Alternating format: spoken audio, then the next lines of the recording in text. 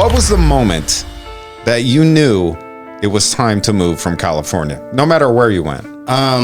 Probably when I started catching people taking shits on my lawn. Don't California my Arizona. You probably heard that saying before, right? But what does it actually mean? Every single day, roughly 656 people leave California. My God, that's a lot of beef. And a lot of them are heading into states like Arizona, Texas, and Florida. Today, I got my buddy Keith in studio. He made that exact move from California to Arizona.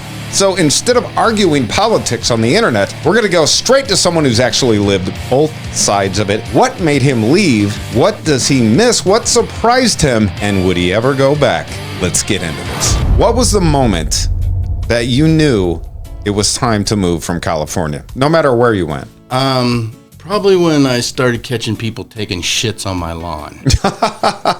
Really? No. Wait, what neighborhood was that? I was in Reseda. Oh, okay. You know? For those who don't know where that's at? It's right smack in the middle of the San Fernando Valley. Okay. You know? Tom Petty. Long day out in Reseda. Okay, he's right not on. fucking lying. So, because I had the area light and everything, when the homeless shit got really bad, that's where a lot of motorhomes started parking. You know? Wow, right by the grade school. That's crazy. Yeah, so check this shit out. I call up one time because I have the windows open. It's nice and I can hear on this motorhome like every fucking 15 minutes. It's the air pressure. Yeah. No, he's cracking beers. Oh yeah. wow. No. They only work on the bicycles they steal early in the morning when it's still fucking cool. Right. By noon, it's in the trailer getting They were shit. cracking cold ones. Yeah, they're cracking cold ones. Road pops. Beating the shit out of whoever they're fucking, living with in there. Sure. So, I hear this shit and I look out, and finally I look out the back where I can see him sitting in the driver's seat and he's popped, Right. So I call the cops. It won't matter. Well, what kind of made me mad was a homeless guy drinking beers in your driveway. Well, I explained to him that look, there's he's been there. There's only the 72-hour notice or 1 week. He's been there for 3 weeks. They play the game where they move and shit like that. Of course. So I told her, and it's all a game. Everything's a game. You put up a law, they're gonna find a way around it. Absolutely. And so what she said and kind of pissed me off is she kind of had a snotty attitude, and she goes, "Well, is he doing anything?" Like that, right? Yeah, drinking fucking beers in my driveway in a fucking trailer, you idiot. So I go, well, he's in a motorhome drunk. I see him drinking a beer right now. He's parked across the fucking street from an elementary school at 2:00, which lets out in a fucking hour. What? They make fucking movies about that. Horror fucking movies. Yeah. I said it just like that. Yeah. A big long pause. Right. Hold on a second, sir. I'll send, It's like... Jesus Christ, it took that much energy to get them to fucking get it. Good on you, sir. By the way, what a fucking production, ladies and gentlemen. I gotta be honest with you. I could see you doing that. I love it. You didn't have the hat on, though, did you? No.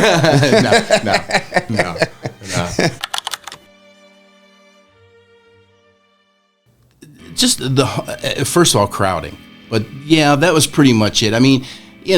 fucking people everybody feels like, I think, that they got a right to everything.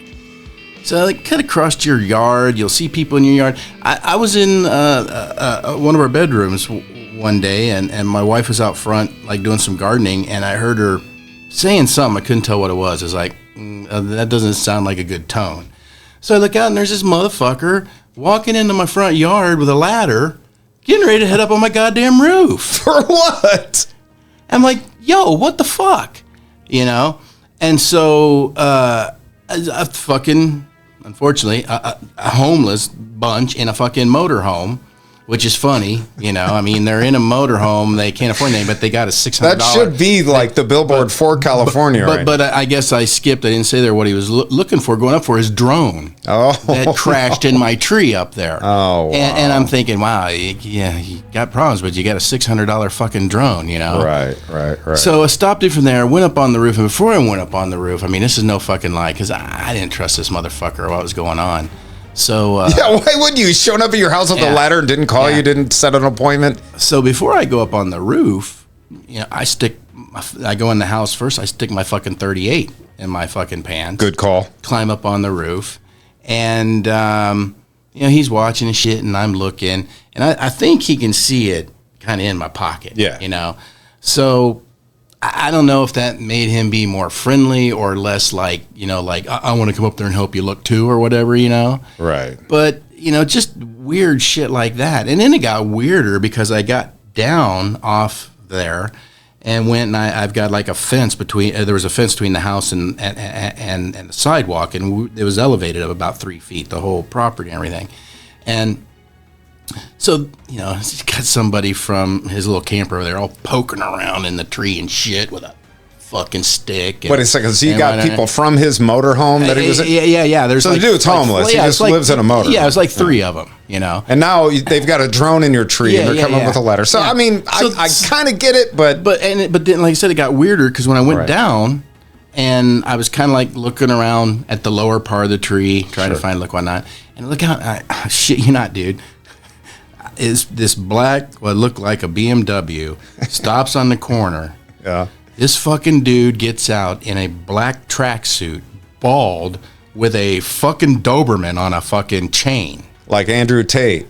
I didn't know what he was. It's like a Russian or fucking something, dude. I don't know what he was there for, but and the funny thing is he showed up there for that because that was the other thing when I was up on the roof and I think the guy saw the gun in my pocket. He's on the phone. Yeah, yo, dog. So I don't know who the Ukrainian or the fucking Soviet mafia called in the reinforcements. Showed up. Yeah, and I was kind of walking back and forth, and I saw the motherfucker look between the slats of the fence, and he kind of saw that, and he kind of backed off because I guess all I had was a fucking dog, right? You know, and but just weird shit like that, and actually the final straw out of all that, let's go, was I was asleep on the couch in front of the TV, 2 a.m, whatever, not unusual, right? And I have the back sliding door open, and just the screen closed, you know, and I had one of the dogs outside.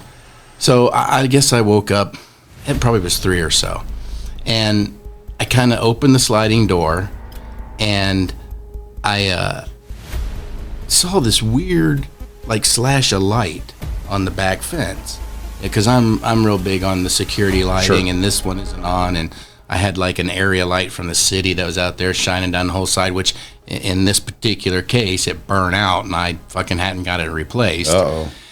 So, I noticed this weird slash of light back there, but you know, I'm fucking half asleep and kind of looking for the dog, and so I think she's around the corner asleep or anything. And I laid back down on the couch again. Woke up probably 5 again, and it wasn't dark yet. I mean, it wasn't light yet. So I look over the couch, and I see her like out the back patio, kind of in the yard, and she's just staring at the fence, like not at the door where I am, just this weird look on her face. I'm like, okay, what's fucking over there? You know? And I looked out, and some motherfuckers had taken the slats off my fence. What? Crawled through while my fucking dog was out there. Now, she was older. I don't know if she's around asleep, or they threatened her, or I don't know what. She never acted weird afterwards, like they gave her something or whatever. Right. They could have given her a treat. I mean, there's a whole, you know how dogs are. It's like, oh, I got a dog. Yeah. You come in and you like dogs, give it a treat. That dog will let you take anything you want. For sure. So, so I look, and I'm like, son of a bitch. And I first looked over and noticed it gone. And the first thing I looked down, and both, about $6,000 worth of mountain bikes were gone. What? Yeah. I'd left them there. I'd had them there for years. Dude. Like 20 years worked on them there. And I always worried about people walking by and looking in, but I'm thinking, the dogs bark and nobody stands there.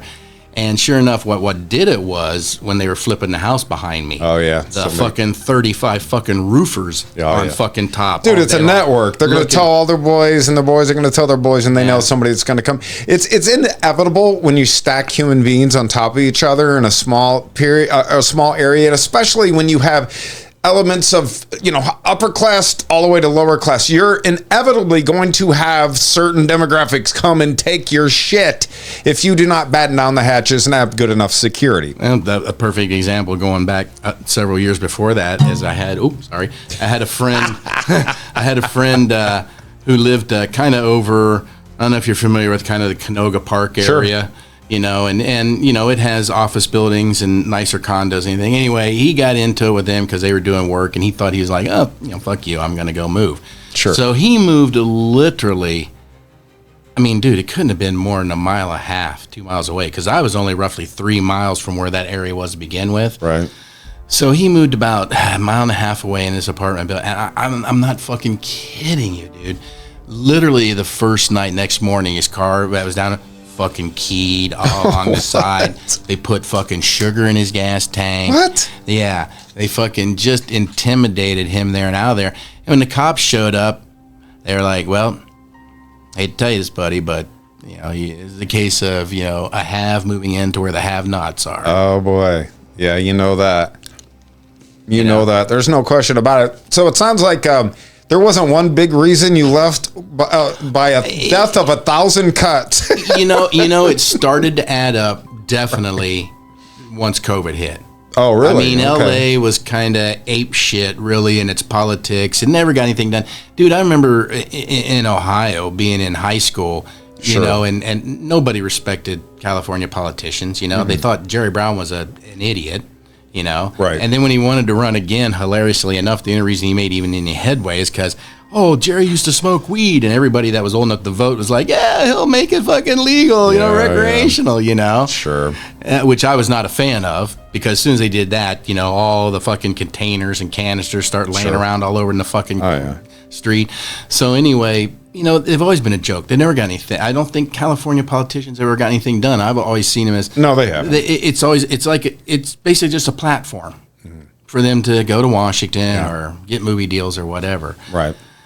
So well, there's just so much money that comes from Silicon Valley as well as the Hollywood, which is now in big trouble. But there's so much cash that came in. They don't care about anything else or anybody else, and that machine just oh, they don't. I've told my wife this many times. And the biggest problem with California, they don't want the middle class. No, they don't need it. Absolutely don't want the they want the wealthy, because that's a lot of spending, and it's, you know, revenue, taxes, property, starting businesses, and then they want a lot of people who are looking for state help, because then they get to beg for federal dollars, which cracks me up, because they beg for federal dollars but do this to Washington all the time. Right.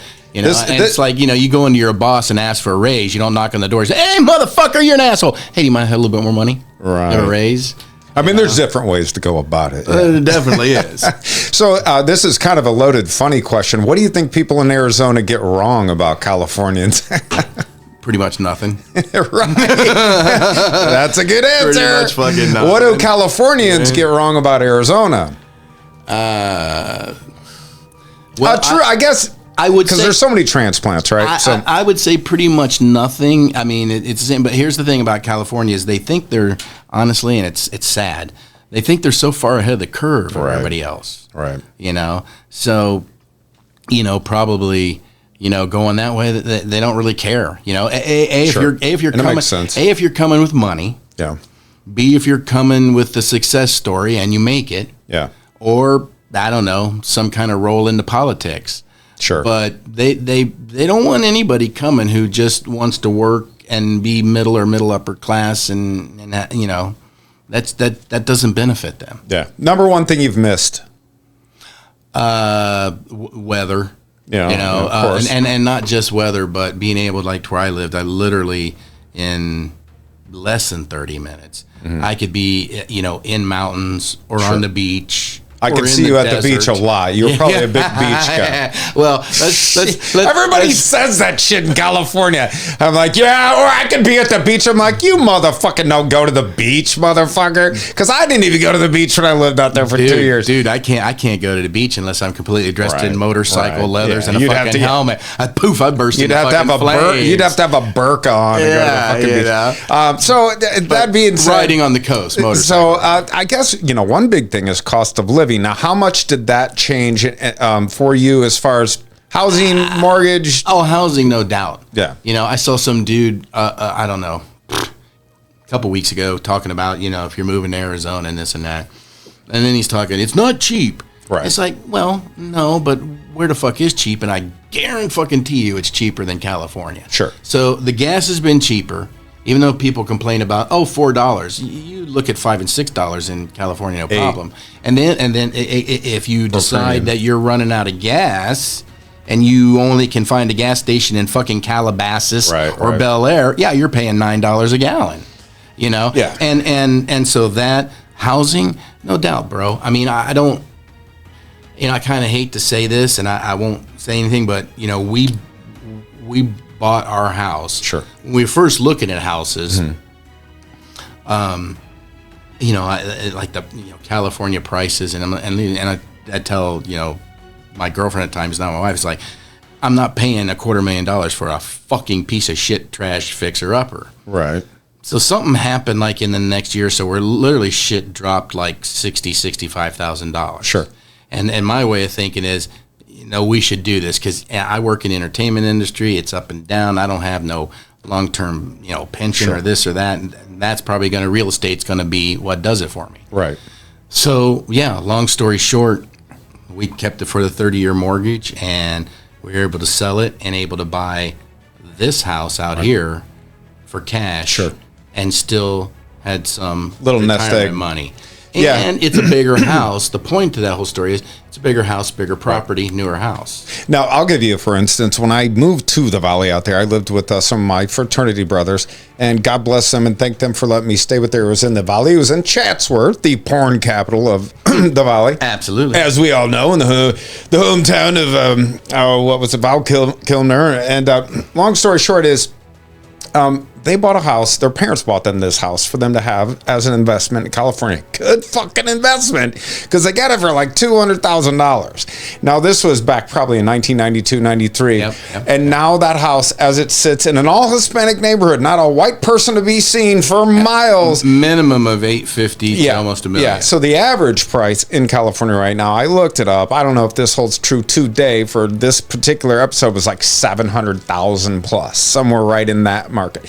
Now, so what you have is you have people that can be inward rich in California and all of a sudden have $1 million and come here. And oh God, if you were buying houses back in 05 before 08 or something like that, you could buy. Oh, here? Oh my 10 God. Houses, 10 houses. Oh, dude. A $500,000 house would have been a freaking mansion in the hills with a beautiful back landscape, pool yard, cabana. I mean, just absolutely insane. Wow. I mean, when I moved out here 10 years ago, my house was $160 something. Now it's like almost $450,000. It's insane.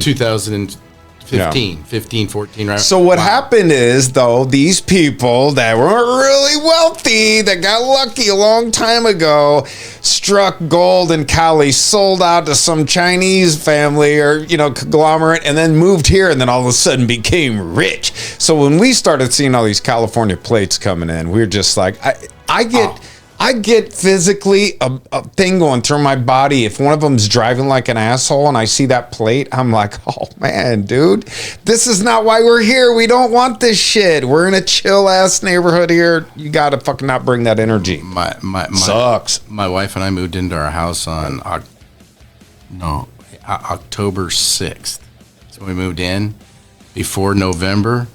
We had Arizona license plate. Oh, yeah. And why is that? Tell people coming from California why you did that. Tell the rest of the country why you did that.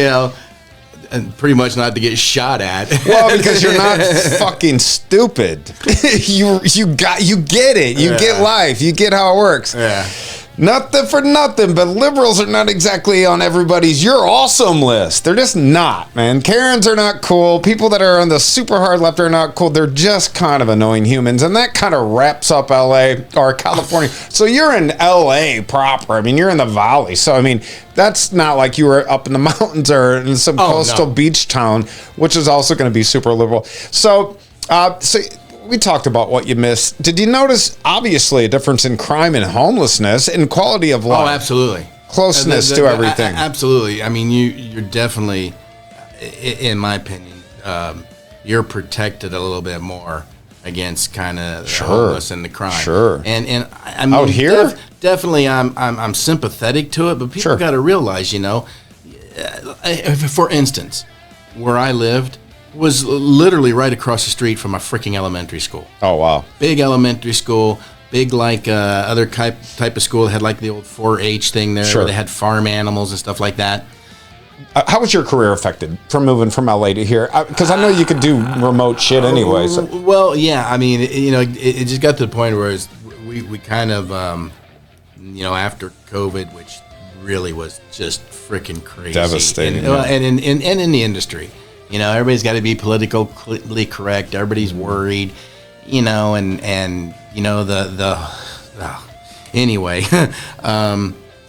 So it's kind of at a point where it's like, well, because of the way I work and stuff, and I'm thinking, all right, if I retire like later, like when it's the optimum time, but not too late, in that amount of time, I may work 50% of that time. So that was a big thing, was like, okay, I'll make the move. And I was kind of tired of working in the industry. Sure. Just because of the way it was. And you're so much collateral damage.